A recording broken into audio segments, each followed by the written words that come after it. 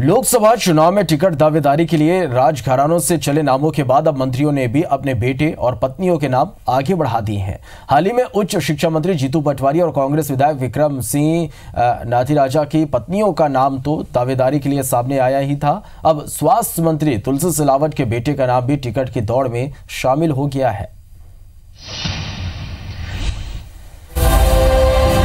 पूर्व केंद्रीय मंत्री ज्योतिरादित्य सिंधिया की पत्नी प्रियदर्शनी राजे और पूर्व मुख्यमंत्री दिग्विजय सिंह की पत्नी अमृता राय की सक्रिय राजनीति में आने की अटकलें क्या चली, इन नामों ने कांग्रेस नेताओं के परिवार वालों के लिए जैसे सियासत की लॉटरी खोल दी है। राजनीति में पारिवारिक सदस्य का खाता खोलने के लिए किसी ने धर्मपत्नी तो किसी ने बेटे का नाम लोकसभा टिकट के लिए बढ़ा दिया है। उच्च शिक्षा एवं खेल मंत्री जीतू पटवारी की पत्नी रेणुका पटवारी का नाम लोकसभा के टिकट की दौड़ में शामिल हो गया है।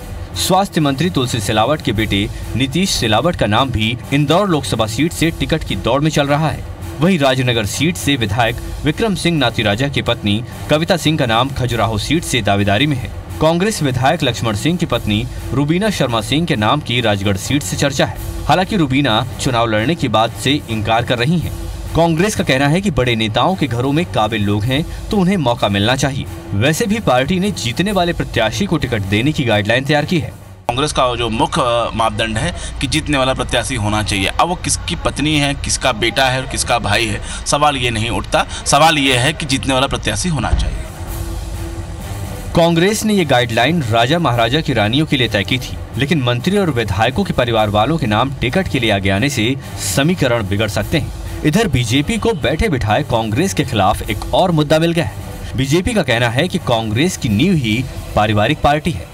कांग्रेस में भाई भतीजावाद है, कांग्रेस में आम कार्यकर्ता को तो कोई जगह नहीं है, तो ये तो हो गई कांग्रेस में, इसमें कोई नई बात नहीं है। और ये इतिहास रहा है, नेहरू के बाद इंदिरा, इंदिरा के बाद राजीव के बाद सोनिया, सोनिया के बाद राहुल के बाद क्या मालूम कौन, केवल यही चलेगा।